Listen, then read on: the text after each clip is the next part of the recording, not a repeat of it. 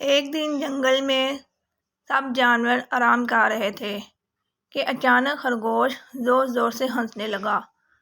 اس نے کہا، میرے جیسا تیز کوئی نہیں، میں تو ہوا سے بھی باتیں کرتا ہوں۔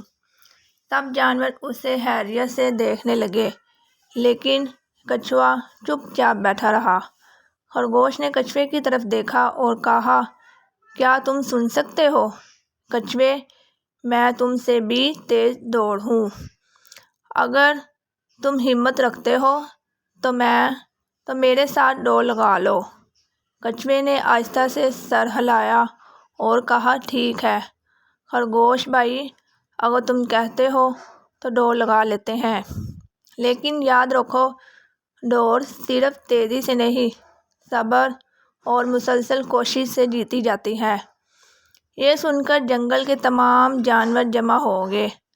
سب حیران تھے کہ ایک سست رفتار کچھوا تیز رفتار خرگوش سے مقابلہ کیسے کرے گا، لیکن دوڑ طے ہو گئی۔ اگلے دن صبح سورج نکلتے ہی دوڑ شروع ہوئی۔ خرگوش نے جھٹ سے دوڑ لگائی اور کچھ دیر میں دور نکل گیا۔ کچھوا آہستہ آہستہ لیکن مستقل مزاجی سے آگے بڑھتا رہا۔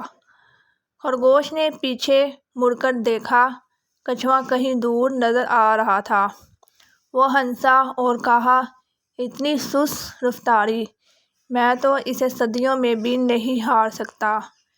یہ کہہ کر خرگوش ایک درخت کے نیچے لیٹ گیا اور سستانے لگا۔ اس نے سوچا، تھوڑا آرام کر لوں، جب کچھوا قریب آئے گا تو اٹھ کر دوڑ لگا لوں گا۔ لیکن جب وہ لیٹا تو اسے نیند آ گئی۔ دوسری طرف کچھوا بغیر رکے چلتا رہا۔ وہ نہ رکا نہ سست ہوا، بس دھیرے دھیرے اپنی منزل کی طرف بڑھتا رہا۔ کئی گھنٹے گزر گئے۔ جب خرگوش کی آنکھ کھلی تو سورج ڈھلنے والا تھا۔ اس نے جلدی سے اٹھ کر دوڑ لگائی، لیکن اب دیر ہو چکی تھی۔ جب وہ اختتامی لیکر تک پہنچا تو دیکھا کچھوا پہلے ہی وہاں موجود ہے۔ سب جانور خوشی سے تالیاں بجا رہے تھے۔